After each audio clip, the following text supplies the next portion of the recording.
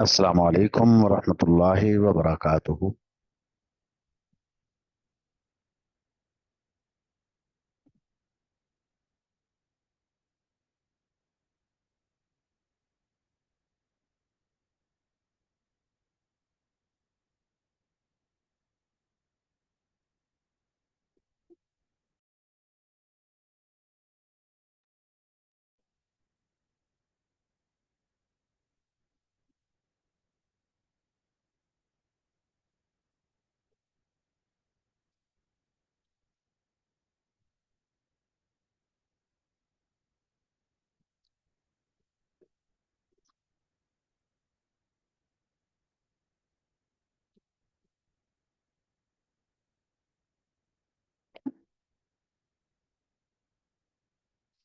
بسم اللہ الرحمن الرحیم۔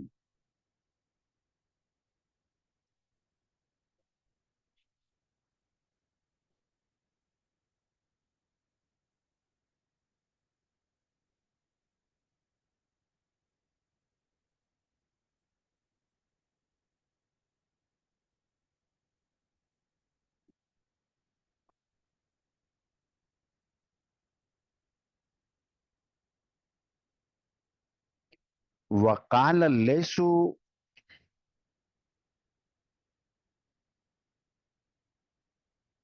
عن یحییٰ عن سعید بن المسیب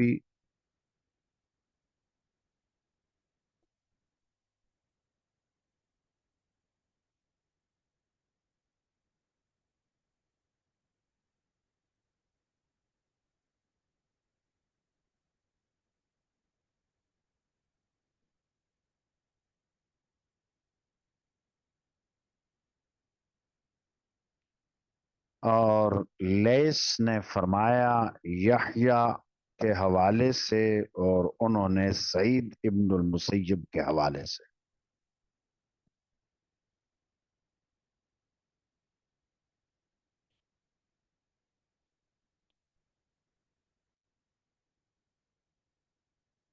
اس روایت کی سند کا ابتدائی حصہ مذکور نہیں ہے،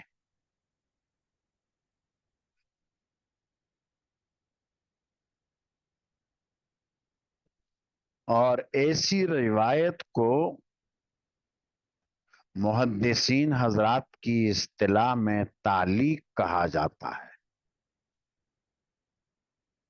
امام بخاری نے تعلیقاً یہ روایت بیان کی ہے۔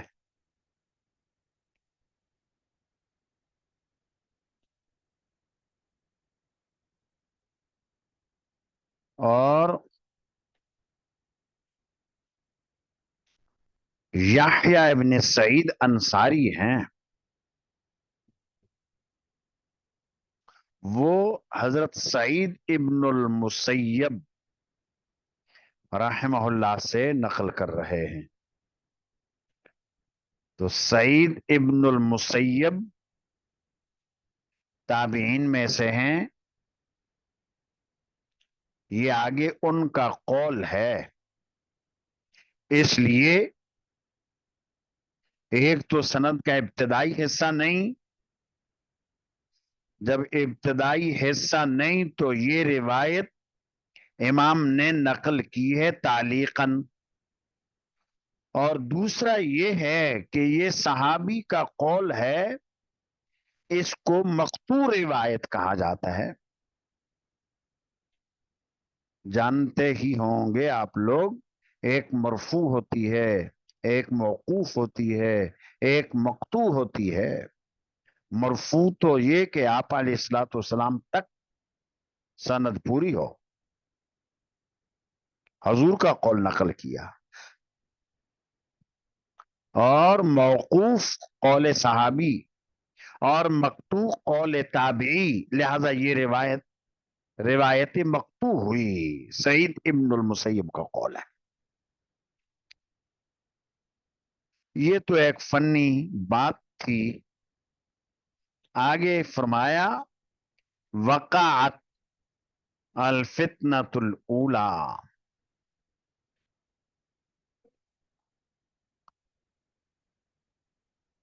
یعنی مقتل عثمان۔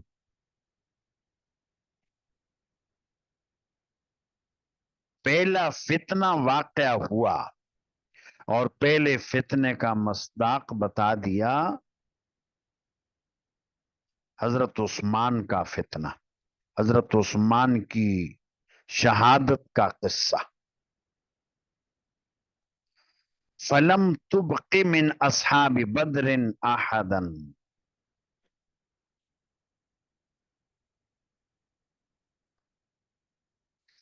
تو اصحاب بدر میں سے کوئی باقی نہیں رہا۔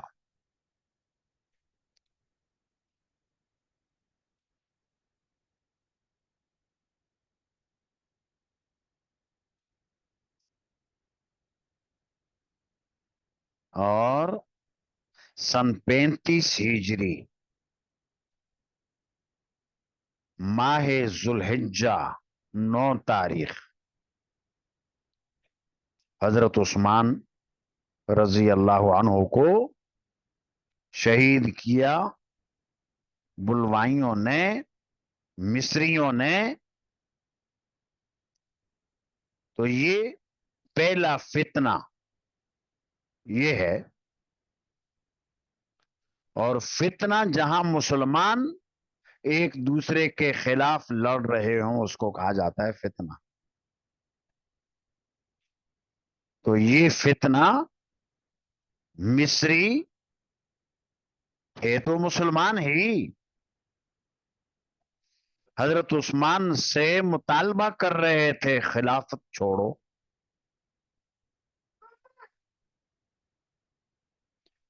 حضرت عثمان رضی اللہ عنہ کو حضور نے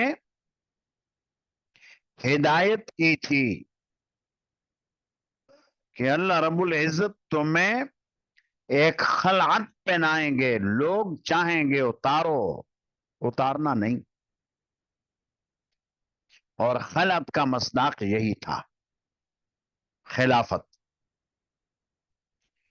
اور حضرت عثمان کے اختیار میں فوجیں ہیں،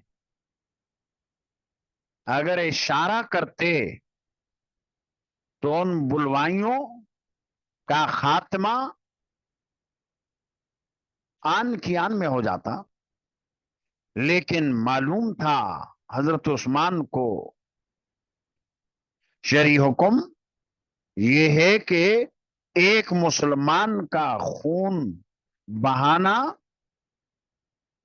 پوری انسانیت کے قتل کے مترادف ہے۔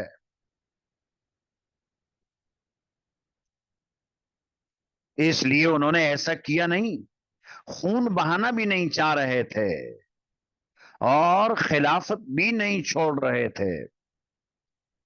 آئے گا قصہ کہیں تو تفصیل عرض کر دوں گا۔ تو یہاں مقتل عثمان، یہ فتنہ اس لیے کہا کہ یہ مسلمان ایک دوسرے کے خلاف ہتھیار اٹھا رہے تھے۔ تو جب یہ فتنہ پیدا ہوا، ملت اسلامیہ کا عظیم نقصان ہوا۔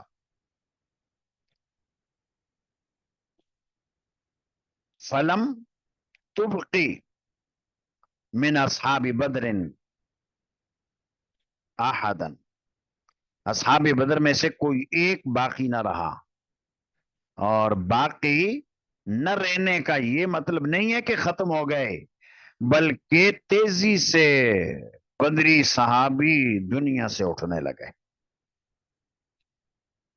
حضرت علی بدری ہیں، عبدالرحمن ابن عوف بدری ہیں، سعد ابن ابی وقاص بدری ہیں، یہ لوگ ابھی ہیں، یہ نہیں کہ بالکل ختم ہو گئے، بلکہ تیزی کے ساتھ دنیا سے رخصت ہونے لگے۔ آہستہ آہستہ کرتے کراتے اصحاب بدر سب کے سب دنیا سے چلے گئے۔ تو پہلا فتنہ یہ، اور فتنوں کی بے برکتی، اللہ اپنے بندوں کو اٹھا لیتے ہیں۔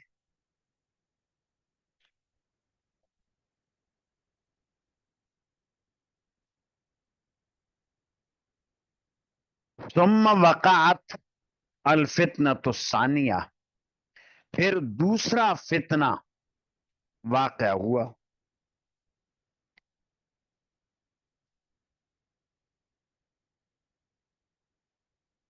اور دوسرے فتنے کا مصداق کیا ہے؟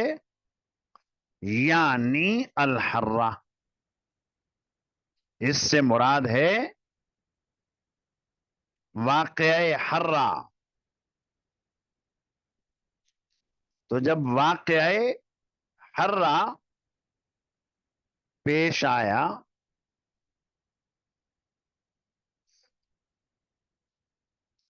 فلم تبق من اصحاب الحدیبیۃ احدا،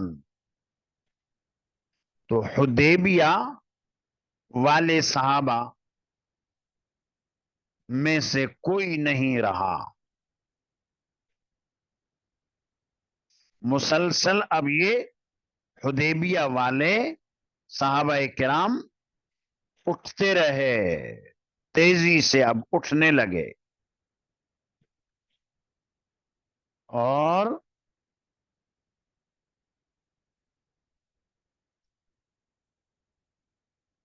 واقعہ حرہ کا خلاصہ یہ ہے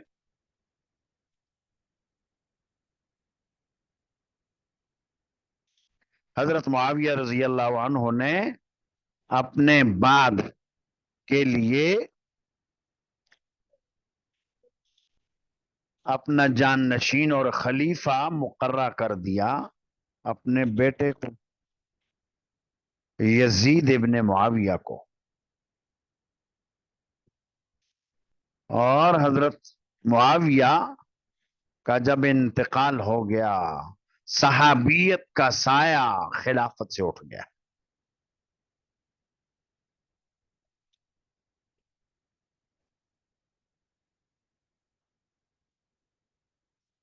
یزید ابن معاویہ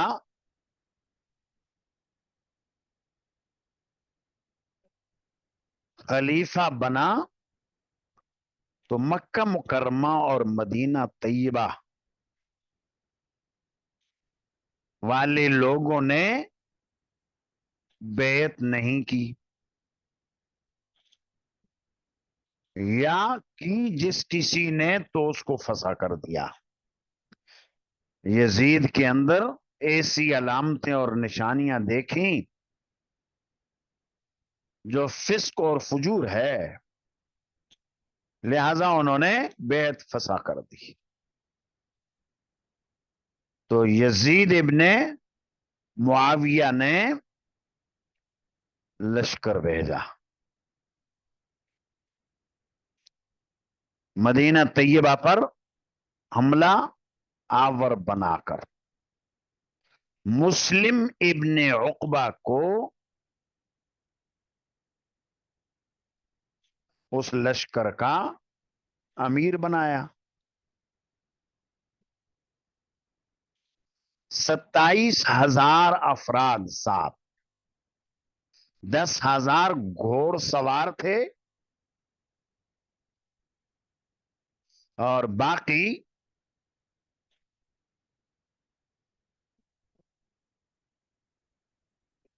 پیدل۔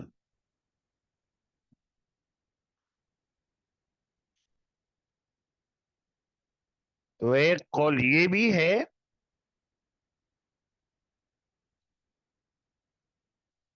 27,000 میں 10,000 گھوڑے اور 17,000 پیدل، یا 15,000 پیدل۔ تو مسلم ابن عقبہ امیر، اور یزید نے ہدایت یہ دی کہ اگر یہ لوگ اطاعت کریں اور بیعت کر لیں تو ٹھیک، اور اگر انکار کریں تلوار اٹھانا اور تلوار اٹھا کر انہیں شکست دینا، اور شکست دینے کے بعد 3 دنوں تک مدینہ کے اوپر لوٹ مار کرنا مباح ہے تمہارے لیے۔ ایسا ہی کیا۔ مدینہ طیبہ کے اطراف میں سنگریزے، کالے کالے پتھر، وہاں آ کر اس لشکر نے پڑاؤ ڈالا۔ اس لیے اس کو واقعہ حرہ کہا جاتا ہے۔ اور مدینہ طیبہ کے اطراف کے جو پتھر تھے وہ بھی انسانی خون سے رنگین ہوئے۔ اہل مدینہ نے بڑی بہادری سے مقابلہ کیا، اور مسلمان جو اس وقت تھے مدینہ میں، عبداللہ ابن حنزلہ رضی اللہ عنہ کو انہوں نے اپنا امیر مقرر کیا، اور 700 کے لگ بھگ افراد 3 دنوں تک لڑتے رہے، لیکن حکومت کی اس کثیر تعداد فوج کا مقابلہ آسان نہیں تھا۔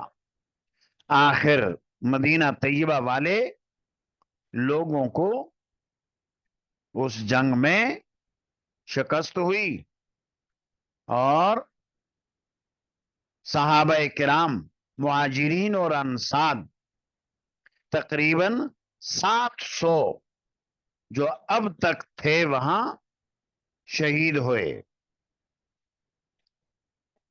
حضرت عبداللہ ابن حنزلہ رضی اللہ عنہ جو امیر لشکر تھے، وہ بھی شہید ہوئے. اور ان چیدہ افراد صحابہ اور تابعین کے علاوہ اور لوگ بھی تقریباً 10,000 قتل ہوئے. تو شکست دی شامی فوجوں نے. 3 دن تک مدینہ طیبہ میں لوٹ مار رہی، قتل عام رہا، اور خواتین کی آبرو ریزی کی.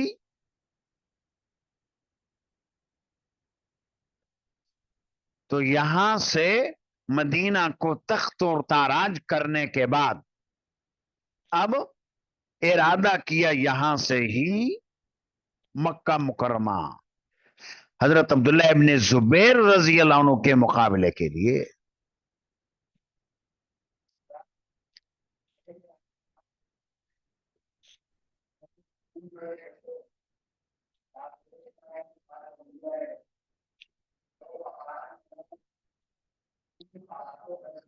اور مکہ مکرمہ کے لیے لشکر روانہ ہوا. مکہ پہنچنے سے پہلے ہی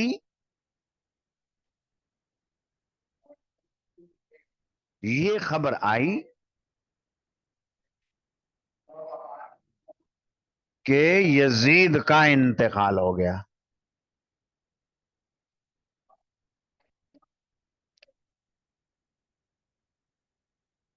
اور وہ جو لشکر رواں دواں تھا، مسلم ابن عقبہ کی سرکردگی میں عبداللہ ابن زبیر کے مقابلے کے لیے وہاں سے ہی وہ واپس ہو گیا.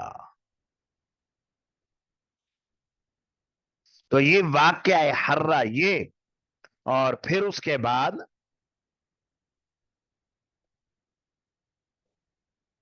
عبد الملک ابن مروان،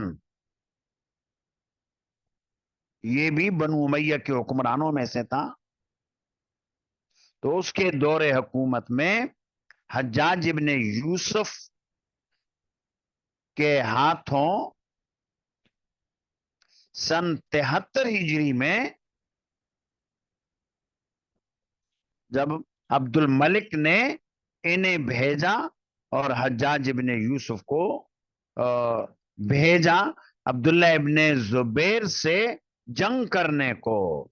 اور اس جنگ میں پھر عبداللہ ابن زبیر شہید ہوئے اور بیت اللہ کا بھی نقصان ہوا، جیسا کہ سیرت کی روایتوں میں آتا ہے.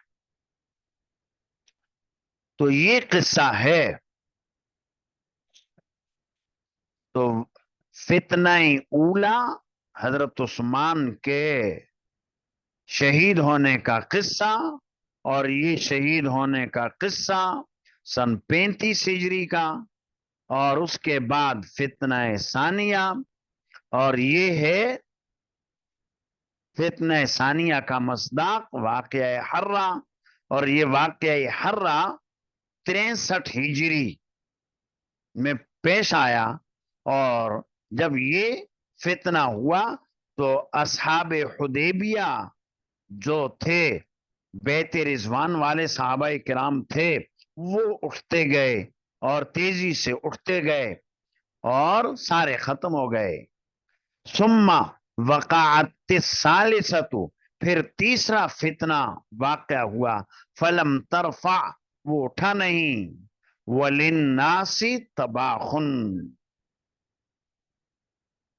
اس حال میں کہ لوگوں میں کوئی عقل باقی رہی ہو. تباخ تا کا فتح، قوت کو بھی کہتے ہیں. لوگوں میں کوئی قوت باقی رہی، یعنی ساری قوت ختم ہو گئی. عقل کو بھی کہتے ہیں. تو گویا لوگوں کے اندر عقل و خرد اور دانائی باقی نہیں رہی. جب یہ تیسرا فتنہ ہوا تو خیر رخصت ہو گئی، عقل گئی. اب اس تیسرے فتنے کا مصداق کون سا فتنہ ہے؟ راج قول کے مطابق یہی جو اشارہ دیا آپ لوگوں کو، حضرت عبداللہ ابن زبیر رضی اللہ عنہ کی شہادت کا قصہ ہے۔ یہ سن 73 ہجری میں حجاج ابن یوسف کی سرکردگی میں عبد الملک ابن مروان نے لشکر بھیجا، مکہ مکرمہ پر چڑھائی کی اور عبداللہ ابن زبیر کو شہید کیا۔ شہید کرنے کے بعد 3 دنوں تک ان کی مردہ لاش کو لٹکائے رکھا۔ حالانکہ عبداللہ ابن زبیر صحیح خلیفہ تھے، برحق خلیفہ تھے اور صحابی تھے، تو یہ صحیح اور راجح قول کے مطابق تو یہی فتنہ تیسرے فتنے کا مصداق ہے۔ اور ایک قول یہ بھی ہے کہ اس تیسرے فتنے کا مصداق ہے ابو حمزہ خارجی کا فتنہ۔ ابو حمزہ خارجی کا فتنہ 130 ہجری میں پیش آیا۔ حضر موت مقام سے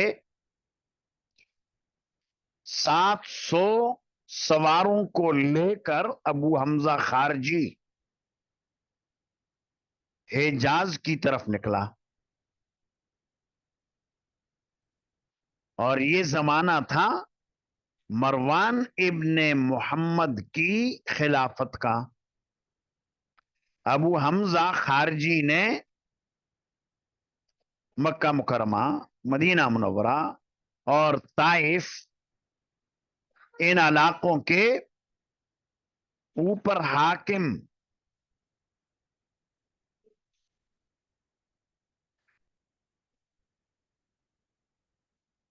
عبد الواحد نامی ایک شخص تھا۔ عبد الواحد بنو امیہ کا کہ امیروں میں سے ایک امیر تھا اور ان علاقوں کے اوپر وہ حاکم تھا۔ تو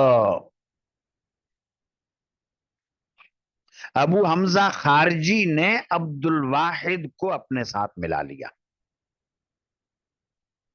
اور بغاوت پیدا کر دی، بغاوت کا اعلان کر دیا۔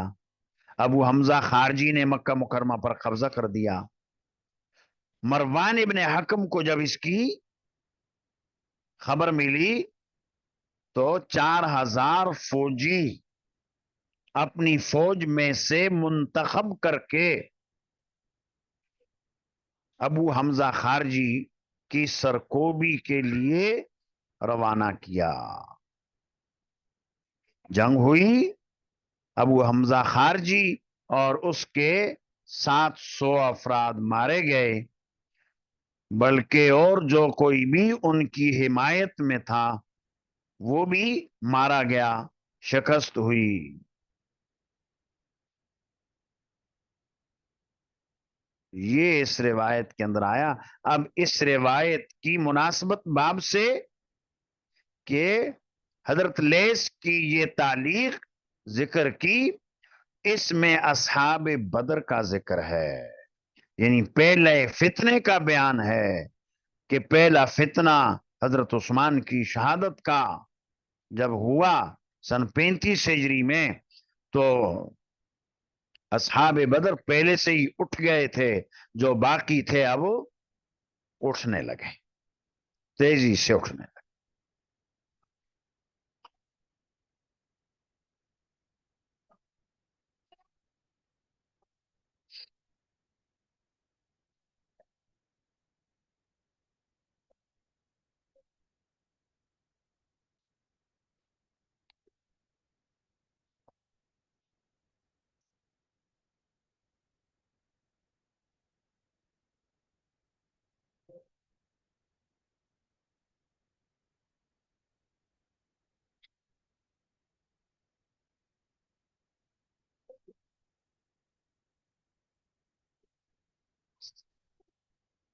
بھی قال حدثنا الحجاج بن منہال قال حدثنا عبد الله بن عمر النمیری قال حدثنا يونس بن يزيد قال سمعت الزهري قال سمعت عروة بن الزبير وسعيد بن المسيب وعلقمة بن وقاص وعبيد الله بن عبد الله عن حديث عائشة زوج النبي صلى الله عليه وسلم. یہ روایت یہاں پر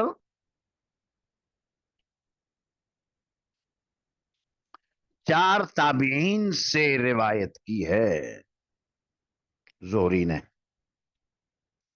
زہری یہ فرما رہے ہیں کہ میں نے سنا عروہ ابن زبیر تابعی ہے، سعید ابن المسیب یہ بھی تابعی ہیں، علقمہ ابن وقاص تابعی ہیں تیسرے، اور چوتھے عبید اللہ ابن عبداللہ، ان چاروں سے. اور ان چاروں نے یہ حدیث بیان کی اور کوئی نہ کوئی ٹکڑا اور حصہ ان چاروں سے لیا ہے.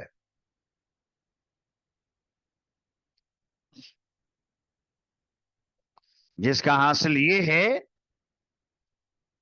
کہ آگے قصہ جو آ رہا ہے واقعہ افک، اور اس حدیث کو کہا جاتا ہے حدیث الافک. یہ روایت مکمل تو آئے گی آگے غزوہ بنو مستلق میں، وہاں تفصیل آئے گی. یہاں امام بخاری رحمت اللہ علیہ نے واقعہ افک اور حدیث افک کا ایک چھوٹا سا حصہ ذکر کیا ہے، اور امام بخاری کا مقصد یہاں یہ ہے کہ اس واقعہ افک میں حضرت مستح ابن اساسہ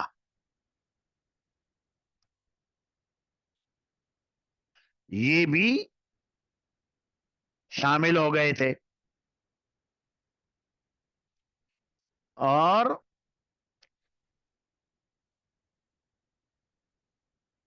ہیں یہ بدری صحابی، اونچے درجے کے صحابی، بدری صحابی ہیں، لیکن ان سے یہ کمی ہو گئی کہ منافقین کی باتوں میں آ گئے.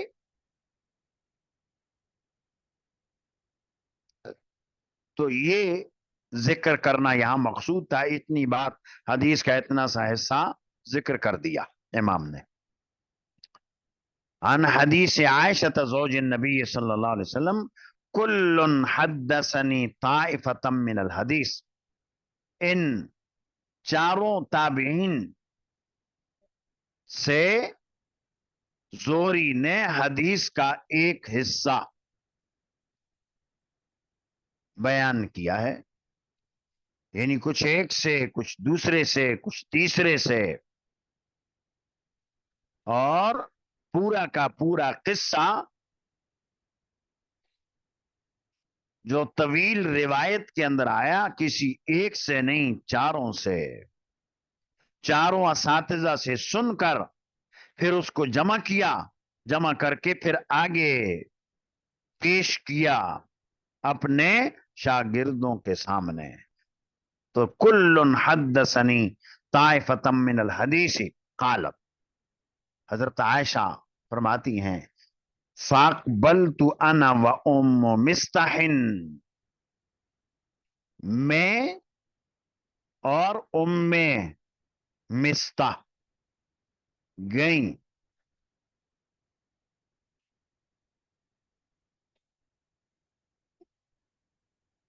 فعثرت ام مستح فی مرتہا، ام مستح اپنی چادر کے اندر پھسل گئیں. اس زمانے میں قضاء حاجت کے لیے گھروں کے اندر کوئی انتظام ہوتا نہیں، اور قضاء حاجت کے لیے باہر جانا پڑتا تھا. شریف خواتین رات کا انتخاب کیا کرتی تھیں. رات کا وقت تھا.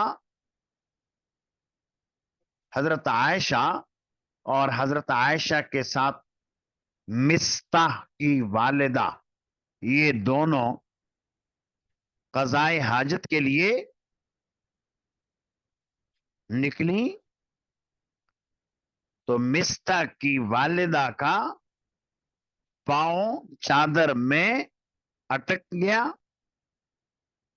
اور گر گئیں.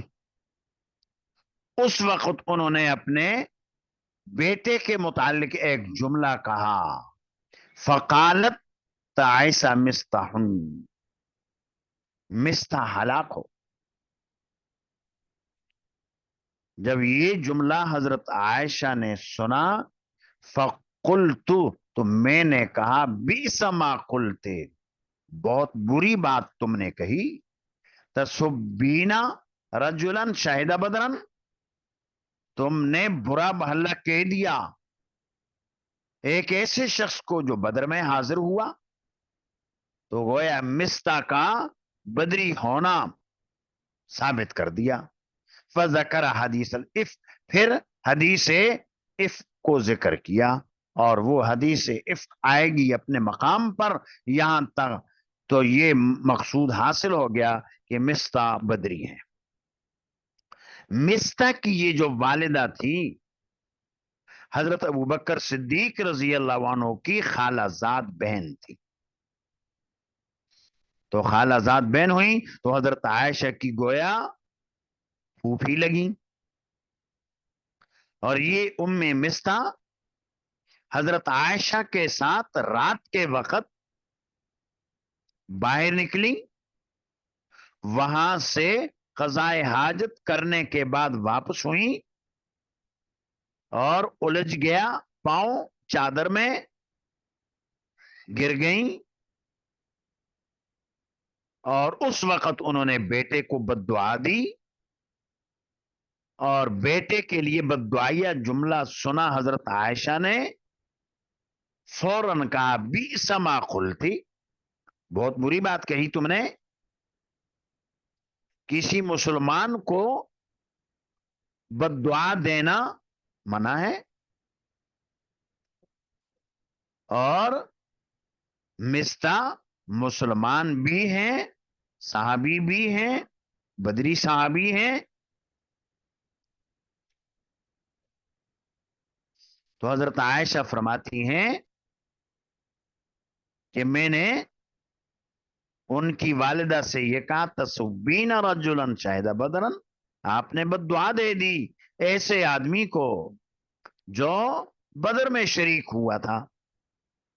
آگے زہری نے حدیث افک بیان کی، وہ آئے گی. اس کے اندر جو بات آئی اس کا حاصل یہ ہے کہ حضرت عائشہ کہتی ہیں کہ مجھے ابھی تک یہ جو واقعہ افک ہے اس کی کوئی خبر ہی نہیں تھی.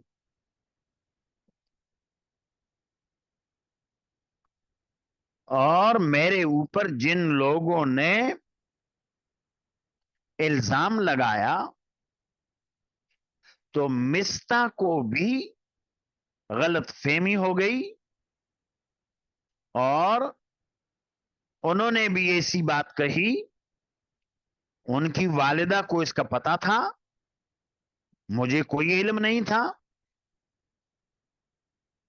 تو جب حضرت عائشہ نے یہ کہا کہ ایک آدمی جو بدری ہے اس کو آپ نے بد دعا دے دی، کتنی بری بات ہے. ام مستح نے آگے سے جواب دیا کہ ارے بھولی بھالی، تمہیں کچھ خبر نہیں ہے. یہ بھی ہے ان لوگوں میں، یہ میرا بیٹا بھی ان لوگوں میں شامل ہے جنہوں نے بہتان باندھا ہے، ایسی باتیں کر رہے ہیں. تو یہ بات جب حضرت عائشہ نے سنی تو انتہائی صدمہ ہوا. اور پھر بیمار پڑ گئیں. آگے وہ قصہ آ رہا ہے غزوہ بنو مستلق میں. تو اس سے یہ بات بھی معلوم ہوئی کہ گزرا تھا بدری جین کے بارے میں اللہ نے فرمایا قد غفرت لکم، میں نے تو تمہاری مغفرت فرما دی. تو مغفرت سے مراد ہے آخرت کی مغفرت. دنیا میں اگر ان سے کوئی جرم ہو تو یہ اس کے منافی نہیں.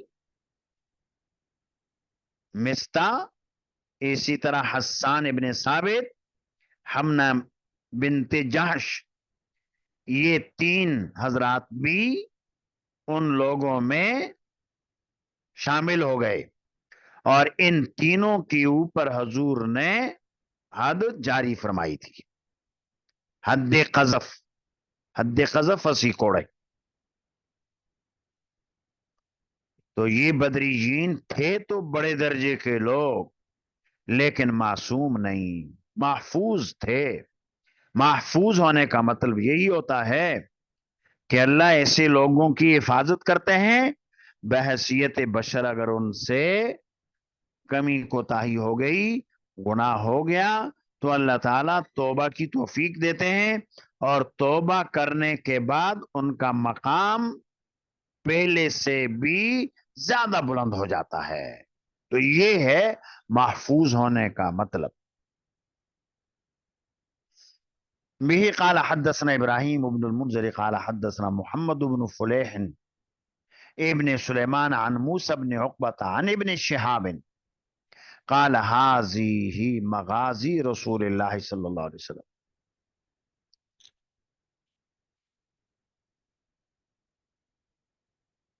یہ نبی کریم صلی اللہ علیہ وسلم کے جہادوں کا ذکر ہے.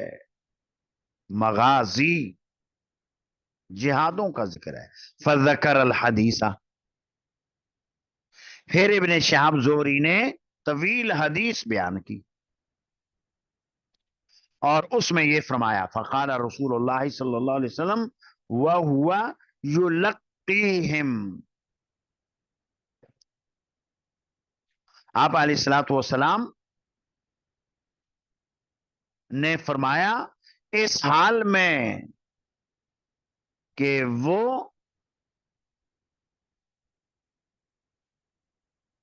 ڈال رہے تھے. یلقیہم، یلقیہم دونوں طرح ہے کہ آپ ڈال رہے تھے یا ڈلوا رہے تھے. یلقیہم ڈال رہے تھے، یلقیہم ڈلوا رہے تھے. اور یہ بھی آیا یلعنہم، ایک روایت میں یہ بھی آتا ہے بد دعا کر رہے تھے. تو حاصل یہ ہے کہ نبی کریم صلی اللہ علیہ وسلم کفار کی لاشوں کو ڈلوا رہے تھے اور ساتھ ساتھ خطاب کر رہے تھے حل وجدتم ما وعد ربکم حقا، کیا تم نے وہ چیز پالی جس کا تم سے تمہارے رب نے وعدہ کیا تھا حق طور پر. قال موسیٰ، موسیٰ کہتے ہیں، یہ موسیٰ ابن عقبہ مغازی کے امام ہیں. قال عبداللہ، عبداللہ سے عبداللہ ابن مسعود مراد ہیں. عبداللہ ابن مسعود نے فرمایا قال ناس من اصحابہ، نبی کریم صلی اللہ علیہ وسلم کے صحابہ کرام میں سے کچھ صحابہ نے فرمایا یا رسول اللہ تنادی ناسن امواتن، آپ آواز دے رہے ہیں ایسے لوگوں کو جو مردہ ہیں. پہلے یہ بات گزری، حضرت عمر نے یہ بات ارشاد فرمائی تھی. قال رسول اللہ صلی اللہ علیہ وسلم ما انتم باسمع لما اقول منہم،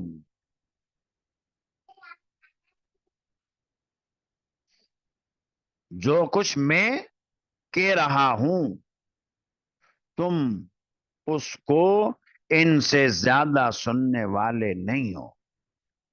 یعنی جتنا تم سن رہے ہو اتنا ہی یہ مردے بھی سن رہے ہیں.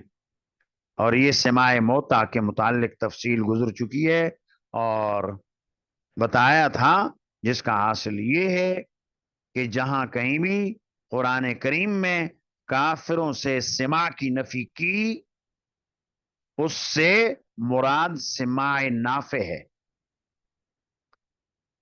تو یہ سنتے تو ہیں لیکن ان کو فائدہ نہیں.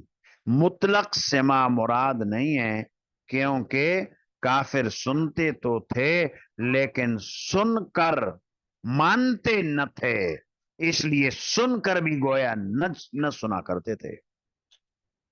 تو یہ سماع موتا سے متعلق بات تھی اور یہ پہلے گزری، بتا دیا. حاصل جس کا یہ تھا، فجمیع من شہد بدرا من قریش، قریش کے جتنے لوگ بھی غزوہ بدر میں شریک ہوئے، ممن ضرب لہو بسہمہ، جن کے لیے حصہ ڈالا گیا، احد و سمانون رجلا، وہ تھے 81 افراد. وکان عروۃ بن زبیر یقول، عروہ بن زبیر فرمایا کرتے تھے، قال الزبیر، زبیر نے کہا، قسمت سہمانہم فکانوا 100، ان کے حصے تقسیم ہوئے تو حصے تھے 100. واللہ عالم. وہ آگے امام بخاری نے کہا واللہ عالم، اللہ ہی جانتے ہیں. غالباً شروع میں بتایا تھا کہ غزوہ بدر میں مہاجرین صحابہ کرام کی تعداد 66 تھی اور انصاری صحابہ کرام کی تعداد 247 تھی. اس طرح یہ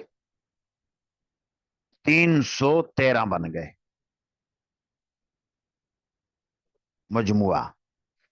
اور مہاجرین کی تعداد جب 66 تھی تو اس روایت میں تو یہ آیا کہ غزوہ بدر میں شریک ہونے والے مہاجرین کی تعداد 81. تو یہ ہے تعارض، ٹکراؤ. اس کی تطبیق یوں ہے کہ غزوہ بدر میں جو مقاتلین تھے، جو میدان جنگ میں لڑنے والے تھے، ان کی تعداد تو تھی 66. ان کے علاوہ کچھ نوعمر لڑکے بھی تھے جنہیں جہاد میں شریک ہونے سے روک دیا گیا تھا، اور اس کے علاوہ بعض صحابہ کرام وہ تھے جنہوں نے آپ علیہ الصلوۃ والسلام کے کاموں کے لیے دوسری جگہوں پر بھیج دیا گیا تھا، مدینہ منورہ میں چھوڑ دیا. جیسا کہ حضرت عثمان رضی اللہ عنہ کو چھوڑ دیا تیمارداری کے لیے. اسی طرح حضرت طلحہ اور حضرت سعید، ان کو بھی حضور علیہ الصلوۃ والسلام نے کسی کام کے لیے بھیج دیا. اور ابو لبابہ، ان کا بھی ذکر آتا ہے کہ آپ علیہ الصلوۃ والسلام نے انہیں مدینہ طیبہ میں اپنا جان نشین مقرر کیا. اس طرح کے افراد تھے.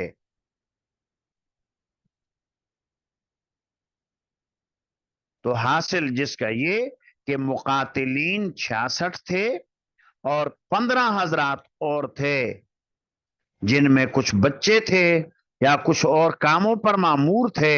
یہ کل تعداد بن گئی 81. اور ان 81 افراد میں نبی کریم صلی اللہ علیہ وسلم بھی شامل تھے. اور آگے بتلایا اسی روایت کے اندر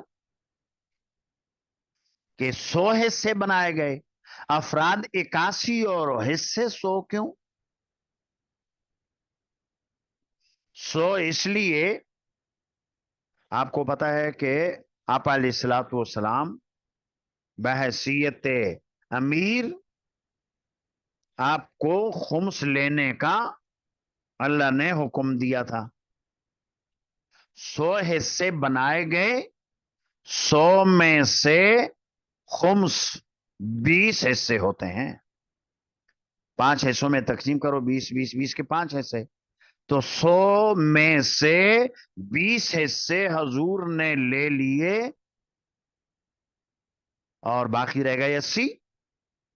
آپ علیہ الصلوۃ والسلام بھی اس سے نکل گئے، تو افراد باقی 80 رہ گئے اور ان کے لیے یہ حصے. ایک تطبیق تو یہ ہے. دوسری ایک تطبیق اور بھی ہے، وہ یہ ہے کہ گھوڑے والے افراد کو جمہور کے نزدیک 3 حصے ملتے ہیں. ہمارے امام اعظم ابو حنیفہ رحمہ اللہ کے نزدیک 2 حصے ملتے ہیں. تو اگر 100 حصے بنائے گئے تو ان میں جو گھوڑے والے تھے ان کو 2 یا 3 حصے دیے گئے. افراد اگرچہ 81 تھے لیکن ان گھوڑوں کی وجہ سے حصے بڑھ گئے تھے. تو یہ ذرا سمجھ کی بات ہے، تطبیق کی بات ہے. 66 تو تھے مقاتلین اور 15 تھے وہ افراد جو بچے یا کسی اور کام پر معمور. یہ مجموعہ تعداد بن گئی 81 اور حصے 100. 100 میں سے کچھ گھوڑے والے لوگ تھے، ان کو 2 یا 3 ملے، اور جو گھوڑے جن کے پاس نہ تھے ان کو ملا 1. یہاں آپ علیہ الصلوۃ والسلام کا خمس نکالا اور خمس میں سے 20 حصے نکلے اور باقی صحابہ کرام کی پر تقسیم ہوئے.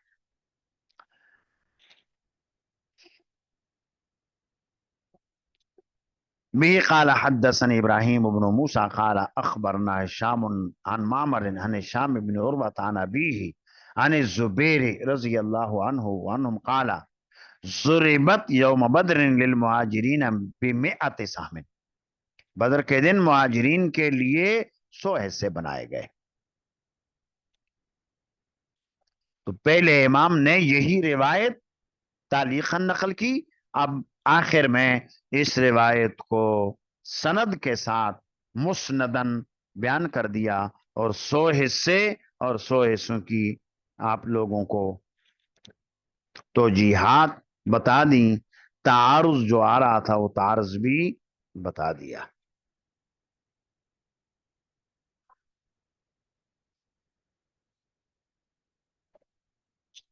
آگے ہے آخری باب غزوہ بدر کا. اللہ نے توفیق عطا فرمائی تو اس کو اگلی نشست میں پڑھ لیں گے.